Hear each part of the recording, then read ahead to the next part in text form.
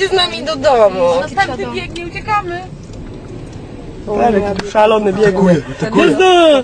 A tak! Jego tata. Ale dupa to skręca. Czemu one mają taką dupę? O fuj!